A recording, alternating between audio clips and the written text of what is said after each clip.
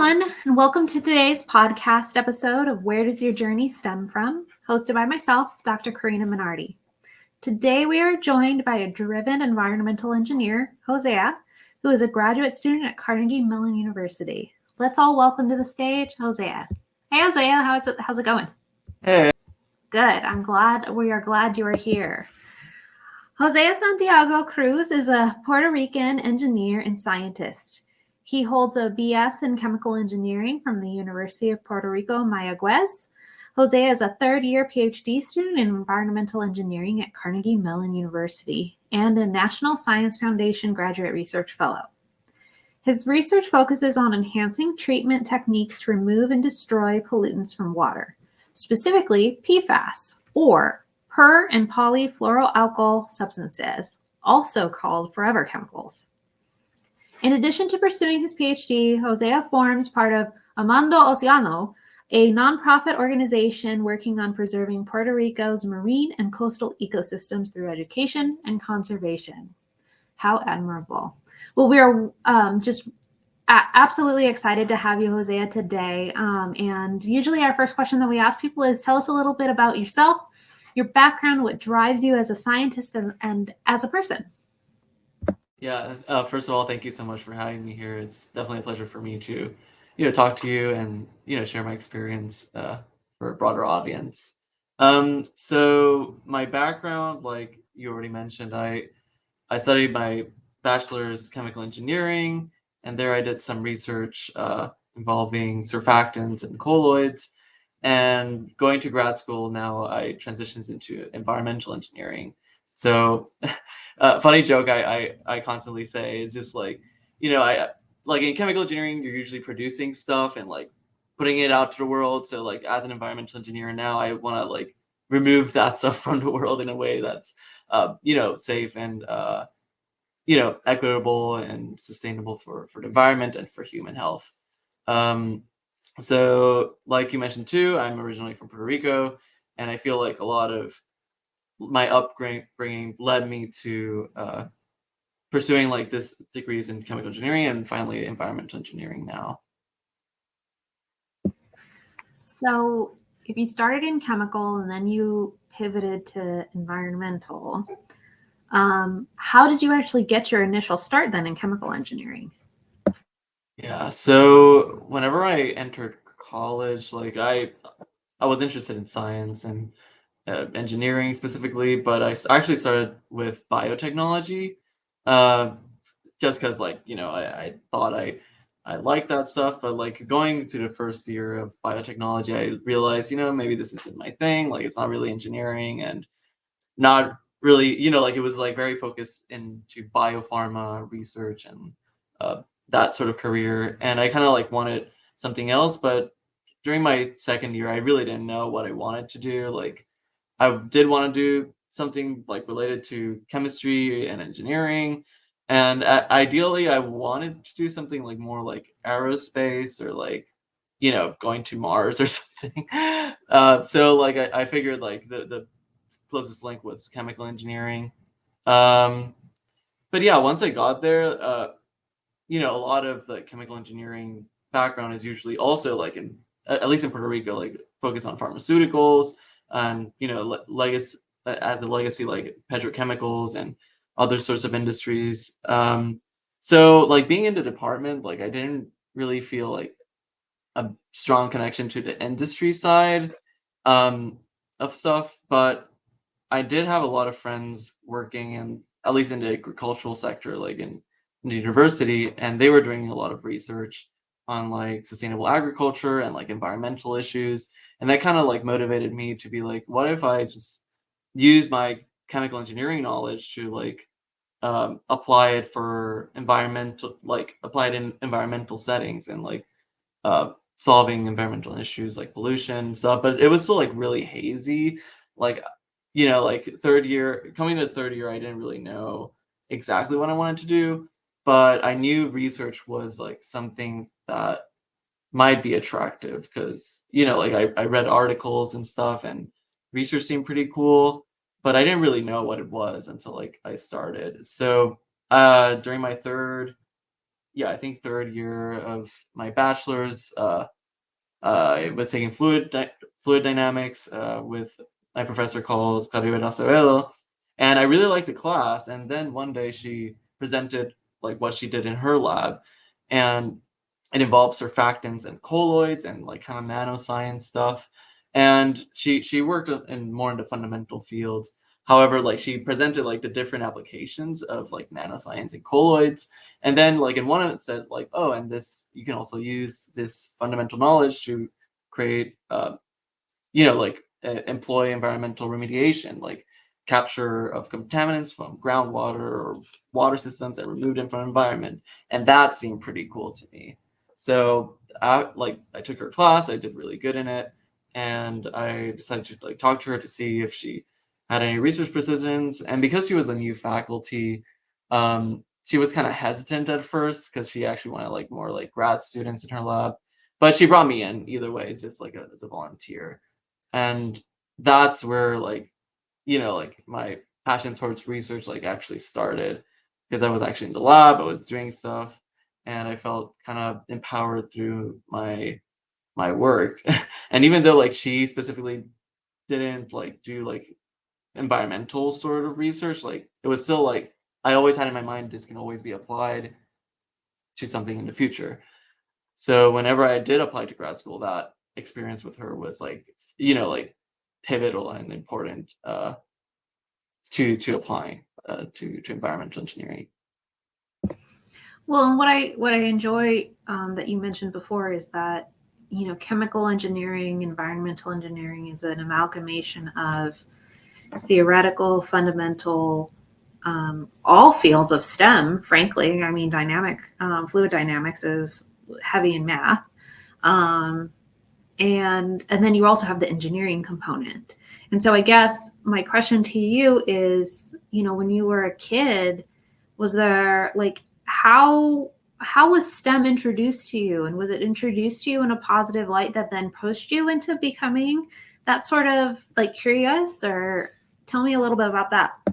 Yeah, so you asking me that question, the first thing that came to mind was being a kid and watching Mythbusters, like the television show at Discovery Channel. And like I love that stuff. Like it, even though like half of the show was just blowing stuff up, like they still like underwent the scientific method, right? Like they did the research first and then like tested hypothesis and then like like run experiments to test it and then blow it up. I don't know. But like that was really inspiring for me, like as a kid, like growing up and being like, science is really cool. Like, but like it, I didn't think about it seriously as a career yet, but it was like something in my mind.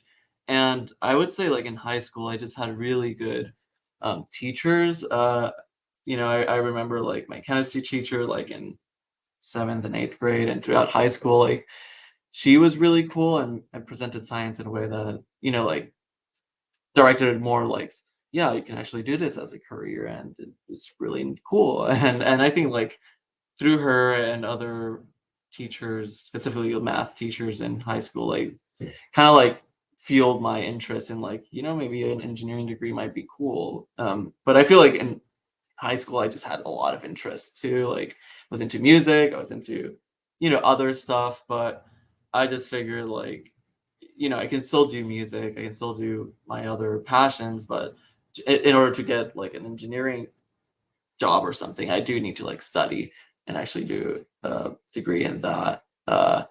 So yeah, that's why I just decided to go into like a STEM field. But I want to say like it was always like a thing there, but it wasn't like very sure until I got to college.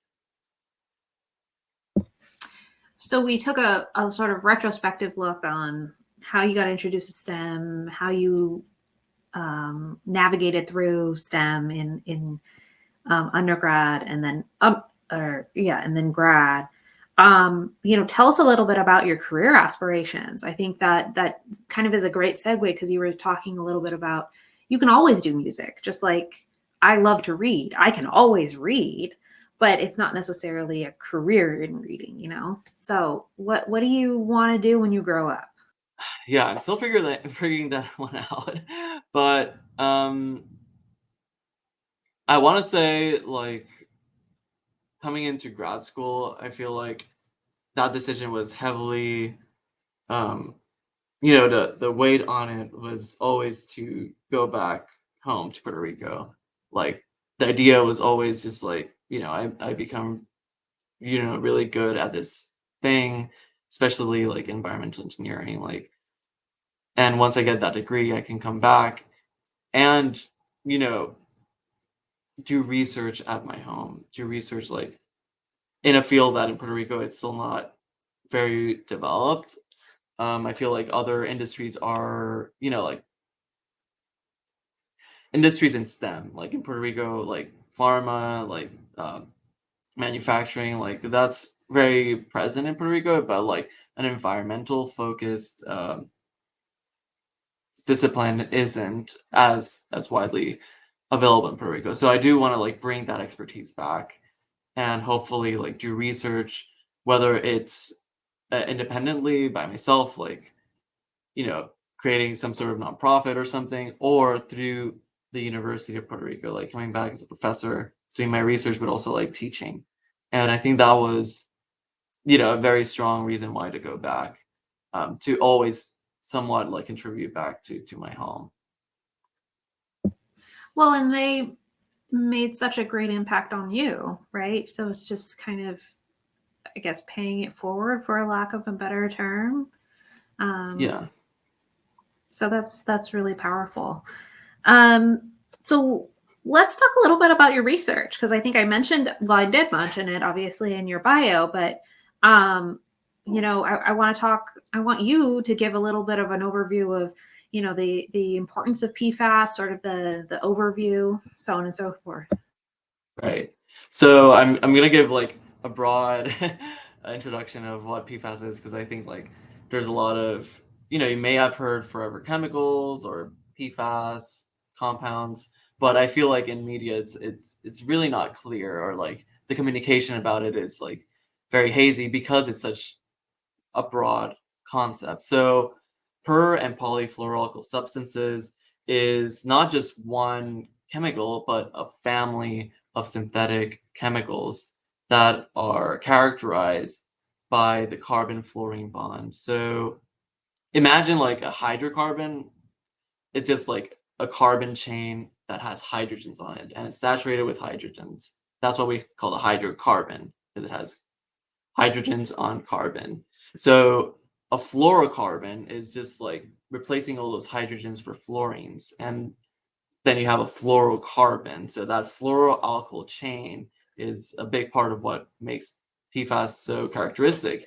But the interesting thing about PFAS is that it's not just a fluoroalkyl chain, but it's usually like accompanied by a head group, what we call, and that head group is hydrophilic or water soluble. So imagine soap. So soap is a molecule that has both a hydrophobic tail, so a, a group that doesn't like water, and then a hydrophilic head group that likes water. So it has a property of being uh, of mixing immiscible fluids, or like fluids like oil and water. So that's why you use soap. You put it in a mixture with oil and water, and it's going to mix. So fluorocarbons are kind of like soaps. There are soaps, but just like very, like they have that fluorocarbon tail. And this is really useful for different applications. So the thing with the fluorocarbon bond is that is one of the strongest bonds in organic chemistry. So that bond is really, really strong. And, like it's chemical resistant, it's heat resistant, and it even gives it this property of being both oilophobic, so repelling of oils, and hydrophobic, so like repelling of water. So it makes it a substance that doesn't really stick to anything. So when you think about PFAS, the first thing that comes to mind might be a Teflon pan. So Teflon is a fluoropolymer, so it has that carbon-fluorine bond, but it doesn't have a hydrophilic head group. So it's just like a plastic or like a composite material that has these fluorocarbon bonds. So it's heat resistant, chemical resistant, it's slippery. So it has a lot of applications because of that special property of the fluorocarbon bond. However, so it's used in, like Teflon pans. It's used in clothing, like for impermeable sportswear or clothing wear. It's used in a bunch of different applications. But the same things that make them useful also make them very dangerous or very problematic. So that carbon-fluorine bond, right? Like it doesn't break down, so it doesn't degrade in the environment. So it stays a long time in the environment and it doesn't break down. So if it stays a long time in the environment, it has enough time to go into your body and go into vital organs, and that can lead to toxic effects. And the presence of PFAS in the body is associated with immune disorders. So decreased vaccine response. It's associated with certain types of cancer, specifically liver cancer and testicular cancer, and a variety of ways of different other things. But like I said, this is a large family of chemicals. So there's not just one. Actually, there's more than 5,000 known perfluorinated chemicals out there in different applications. So we just touching the surface on the toxicity of this class of chemical. You have this wide diversity of properties of chemicals, of structures. You have this persistence in the environment because of that carbon-fluorine bond, which leads to toxicity because it stays a long time in the environment and in our bodies. And the most interesting thing for me is that, different from other contaminants in the environment, we think about like legacy pollutants like PCBs, DDT. So these are really hydrophobic compounds because they don't have like a hydrophilic hedge group. So like they usually stay in the soil, they stay in the bodies, that way they bioaccumulate. But the interesting about PFAS is that they're very soluble in water because they're like soap. Because they're like soap, they're very mobile in water. So they're really hard to remove because traditional wastewater treatment is designed to just remove the hydrophobic stuff. So that's the stuff that sticks into like soil, but PFAS just like moves with the water, so it's really hard to treat. And that's kind of where my research comes in. So with PFAS, the best way to treat it now in a large scale and like at your homes is using an activity carbon filter. So think about your Brita filter that you put in your tap water. So you pass it through your tap water, and ideally all the contaminants passes through and sticks to the filter. And then you have clean water in the end. However, as you may know, if you have a Brita filter, you have to replace these filters every once in a while because they get gunked up, like they get saturated with these contaminants. So in a large scale, you might imagine like a house-sized drum of like activated carbon. And like once they're expended and exhausted, like there's only two options currently to what to do with that activated carbon filter. So you can either landfill it, like just dispose of it in a landfill, and that has some problems because like over time, research has shown that these compounds can leach out and like from the landfill back into the environment. So you're not actually destroying them, you're like just like capturing them, but then like putting it somewhere else. The second option to do is use thermal treatments. So literally just blast it with like heat or like incinerate the carbon material. And that way you remove like some of the contaminants. And like if you get it up to like high enough temperatures, so 1,000 Celsius, you can break down those carbon fluorine bonds and actually like reduce the toxicity. However, as most incinerators, as most thermal treatments do, they don't go up to 1,000 degrees Celsius. So you're going to have like partially degraded byproducts. So like just imagine like snipping that tail and then you have like two PFAS now instead of one. So it's not an efficient solution because like you need a lot of energy to do this in a large scale, and also you're not degrading it completely. And once all the compounds are removed from the carbon, you can reuse the carbon back into like a wastewater treatment plant or something. So right now, like I'm testing a UV treatment, so a photocatalytic system that has shown to degrade PFAS in water, just like plain old water. But when you have solid particles, like these filter materials, it gets more interesting because like you can have the compound in the water phase, but also stuck to the carbon. So that degradation process is more complex. So my research like goes into that, like how can we efficiently degrade these compounds on the surface of the particle without using thermal treatments. So I was taking copious notes because you hit on some really fascinating things. I personally think. Yeah. I guess, and maybe this is a quasi-rhetorical question or one in which you can't necessarily answer, but the carbon-fluorine bond is known to be the strongest bond, has been known to be that way for decades, if not centuries, right? Yeah. And so I guess it's almost like, did these folks, and you said they were all synthesized, so they're all synthetic chemicals. So whoever did synthesize them had to know that these are going to be almost impossible to remediate once unleashed into the environment, I would assume. Yeah. So check this out. So this is where we get into like the deep like questioning the chemical industry in itself, right? Like and how like lack of regulation like actually leads to more of these problems. So like when we think about I don't know if you've read Silent Spring by Rachel Carson. Rachel Great Carson. book. Yeah, yeah. So Rachel Carson, a scientist, biologist, I think, and she published this book called Silent Spring and like in the 60s. And so during that time, they recently developed um, this new pesticide called DDT. I'm not going to tell you what it stands for, but essentially it's like this molecule that, is really good at killing insects and, it helped kill malaria vectors and whatever. But the interesting thing is that it, instead of a fluorine bond, it was based on chlorine. So if we think about the periodic table, we have all the halogens. The halogens are, as like an overview, are like I think iodide, chlorine, and fluorine, and they're characterized because they have like strong electronegativity. So like they really like to hoard their electrons together. So that's what makes that bond really strong. So like the upper you go in the periodic table, the stronger that is. So if you have iodine, that's pretty strong. But then if you go higher, you have chlorine. That's strong, is very, very strong. But if you go one step higher, you have fluorine, and that's the highest electronegativity.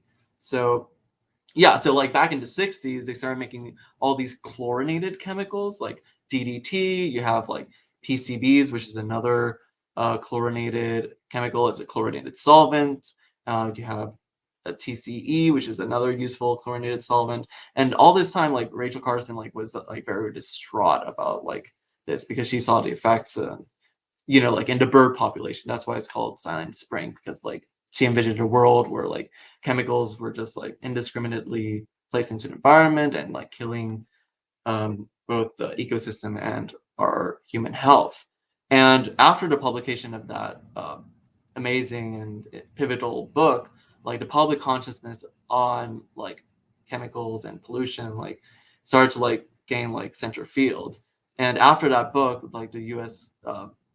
Started regulating these organic chemicals. However, like her work didn't stop there. Like we're still dealing with halogenated chemicals up to this day. Like if she would have seen like PFAS, she would think like like we didn't learn anything from what she wrote back in the 60s. Like this is just like the latest iteration of these uh, chemicals, like these fluorinated, halogenated chemicals. And the problem with PFAS is, like I mentioned earlier, like it's not just one chemical; it's a class, a large, extremely large class of chemicals. But the way the U.S. government regulates is like through specific chemicals. So, the first of these PFASs that was big in the news was PFOA, also called C8. And back in the early 2000s, that became a big deal. You can watch the movie called Dark Waters. with Mark Ruffalo, I think, and it explains the story of how like this town in West Virginia was like just drinking like PFOA contaminated water. And the thing is, like, like after that, like chemical industry said, okay, we're going to stop producing PFOA in the United States. Then everyone was like, okay, cool, this is a step forward. However, because there wasn't a regulation on PFAS as a class, like they just like made a different perfluorinated chemical, like, and that's where you get this new chemical called Gen X, which is just like a different form of PFOA. And like as we continue regulating individual chemicals, we're never going to hit the spot because they're just going to like keep on producing a different moiety of the molecule. And I think that's the biggest issue, right? Because I can make like the best water treatment technique in the world, but however, if you don't regulate these chemicals and the faucet is still open, like we're still going to be exposed to that sort of contamination. Yeah, I don't know if I went into a tangent there. No, that's precisely it, because I think, as you said, in the 60s it was saying chlorinated carbons are bad for the environment. So why would you ever make something even stronger, even stronger, better, faster? Because it's going to be even worse. Yeah. So I think like I gave a one-sided story. Let me tell like the other side of the story. There was this terrible fire in an aircraft carrier, and there was no way to stop the fire. And after that, the DO and like so many service men and women like died during that fire, and the Department of Defense like said we need to find a way, like some sort of firefighting solution to this, because like we can't, like this is going to continue happening if we don't find a solution. So they partner up with a chemical company. I don't remember which one it was, and they generated the first fluorinated firefighting foam. And that, so like it's the same like a cocktail of PFAS, and because the carbon fluorine bond is resistant to heat, because it's like a foam, it's like a soap, it can spread on a surface and it won't burn. And that was the solution they found. Like this very useful chemical bond finally solved like the problem for hydrocarbon fires. And like after that innovation, like all the major airports, all the major military bases use this Class C firefighting foam, which is fluorocarbon based. So like if you live close to an airport, close to a military base, it's very likely that your groundwater is contaminated with PFAS because of this very specific reason. And like you asked like why was this created, and because it was useful, because it like it at that moment and still today, like it saves lives. And like there was this recent paper called like thinking about PFAS in a more holistic way, like, and thinking about like the essential use concept, like what is essential uses of PFAS, like maybe firefighting foams for very specific reasons, and maybe we don't need it in tooth floss, like, so like it's kind of like contextualizing where do we need these chemicals or not, or can they be replaced with a less toxic chemical. Yeah, so yeah, that's the reason why. Well, yeah, and I wrote moral conundrum, right? Because that's exactly right. There are some use cases in which I could think that the benefits outweigh the risks, whereas there are other use cases where the risks completely outweigh the benefits. The unfortunate thing for me that I'm thinking through is that even though it's really good to be used for fighting fires, it's still volatile. So it doesn't degrade, but it becomes volatile, and then it gets into the atmosphere, and then it contributes to the greenhouse effect. So regardless, you're still actually contributing to the greenhouse effect, or you're contributing to the environmental toxicity or even human toxicity. And I mean, that's a good question around cost benefit analysis. Talk to us a little bit about the UV catalytic system? We started this project because we kind of like wanted to explore like this question, this really fundamental question, if PFAS can even degrade on a surface, like if we think about a activated carbon particle, like it's going to be like the PFAS will be stuck inside of it. So can it even be degraded through chemical means? Like in my case, we're using a photocatalytic system. So how it works is that we have, okay, this might be dense, but we have like a molecule that we call a sensitizer. And once we shoot like a photon of UV light, it produces this reactive species we're calling hydride electron. And what it means is just like a very reactive species that have shown to degrade PFAS. So what it does is just like is a redox chemistry thing. So it's gonna reduce the PFAS. So like bring it back to like like its original oxidation number. So like you're removing those fluorines and actually creating like reduced products.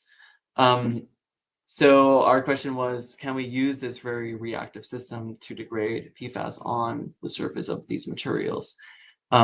Because like in order to use this photocatalytic method, you can't really use it like at the trace levels they are in the environment, right? You can't just like put your tap water, turn on UV light, because it's going to be really energy intensive. And because PFAS exists in such low concentrations in the environment, it's not feasible. So you need a way to concentrate it all into all the PFAS in one place and then like degrade it with this method. And that's where we thought, well, let's just like use adsorbents, like let's use like these filter materials and see if they degrade.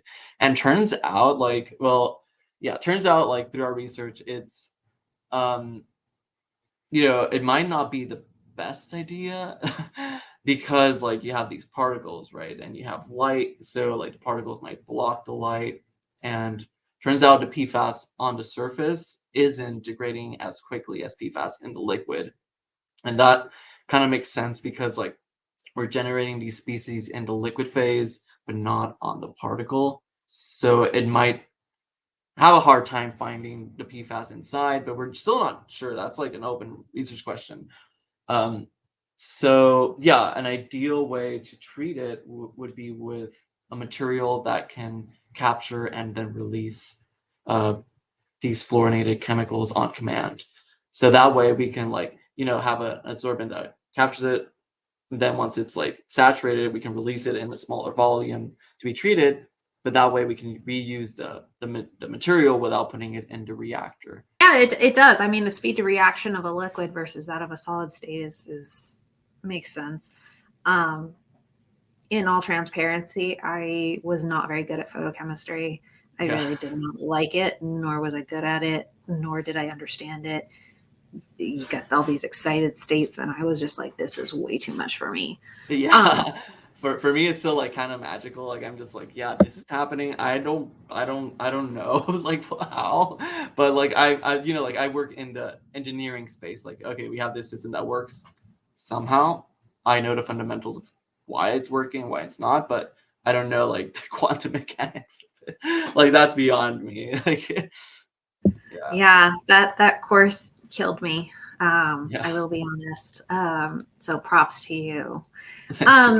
With that, I mean, your research is just so interesting, and it's so fascinating because it's tangible to right now. It's tangible to historical perspective. There's a policy angle. There's an engineering angle. There's a chemistry angle. There's an environmental angle. I mean, there's so many different angles, and so circling back to my question to you about your career, I mean, you could take this in so many different areas, which I think is actually really cool.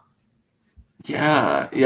That's one thing I'm excited about, like of nailing with PFAS at least. Like, I honestly didn't know anything about it before going to grad school, and then like my advisor like pitched this project with PFAS, and I'm like, whoa, this goes deep. Like this is a rabbit hole, and that like that's exciting because like there's so many, like you said, different angles, and I feel like going back to my career, like I do want to return to Puerto Rico, and like like in the US, like there's, PFAS is a hot topic. Like everyone is kind of like looking for the money to do it. Everyone is trying to find it in their water supply. However, in Puerto Rico, like it's still pretty quiet. Like not many people are researching PFAS in Puerto Rico, and like there's been a few studies on tap water, and but like not as extensive as it has been in the US.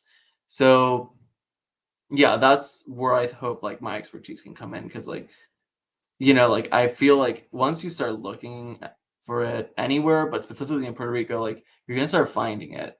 And for like I mentioned before, like in terms of like if you live near an airport, an Air Force base, previously used firefighting facility, previously used like military facility, you will find them. And the thing with Puerto Rico is that I guess I should have mentioned too, like I entered I did want to go to environmental engineering because like there's this historical memory of like what has happened in Puerto Rico in the past. Like just briefly, like so the US Navy used to do a lot of military exercises in one of the islands of Puerto Rico, and that was a big like movement to remove the Navy from that space, because like people were just fed up. And but like they operated their like they did their training exercises there for like 50 years, and they finally left.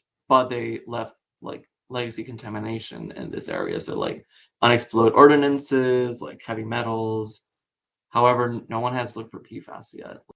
How can my science actually like help people and like help remediate these areas. So I think that's right now a big driver, like to go back, because I feel like it's going to be very needed once that box is open. I know we talked, we're running at time, but I know we've talked a little bit about a couple of different things prior to the podcast. And so I guess my last question to you that I'm going to leave you with is, um,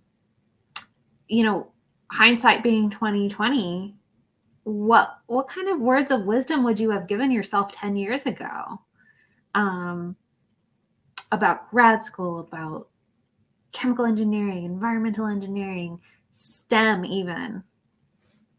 Yeah, so 10 years ago, I would be,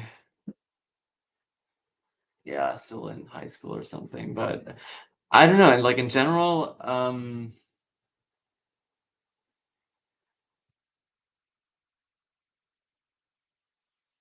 I would have liked to know more. Like I would have liked to know what actually going to grad school implied, and like from a younger age. Like I feel like I really started to know what it was like the last two years of college. And like I was really hyped. I was really hyped about it. Like but being here already, like it things like change. Like it's not as like uh pretty as I thought it was. It's not as pure as I thought it was. um so yeah, I would so like kind of like two things. Like yeah, know what you're going into. Like it's a very like competitive field. Like it's like you're gonna have people questioning you a lot. Like you're gonna have people like just like testing you. So like there's all these hoops that you have to like jump, and like sometimes you just get a pat in the back, and that's like that's really frustrating.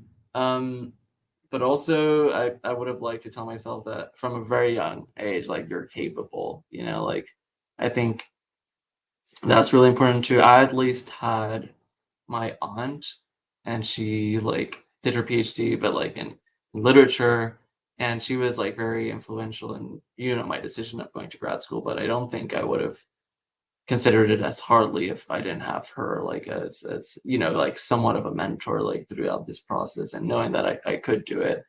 um so yeah, like I would like find my allies, and like know that you are capable, and like and always have that support. And I feel like yeah, research is cool, and you can make a career out of it, but you can't. For at least for me, like I hope I don't get lost in it. Like I hope, like I really like being here. I think like in grad school now, I think the most important thing isn't like doing hard work, doing like whatever. I think it's like the most important thing for me was like maintaining my connections with my family, maintaining my connections with my friends, maintaining my connections with the people who really support me. Because in the end, like that's the thing that matters. Like that's the thing that um, in the end, it's gonna make you like hold through. Well, on that heavy note, I thank you, Hosea, for your time and your fascinating research and explanation of it. It's been such a joy to have you describe, I think, from the molecular structure all the way to the environmental impacts. I think it's so cool. Detrimentally cool, unfortunately. But, Yeah, for sure. still cool. So I thank you, and to our listeners, thank you again for listening. And always remember to ask yourself, where does your journey stem from? Bye, guys.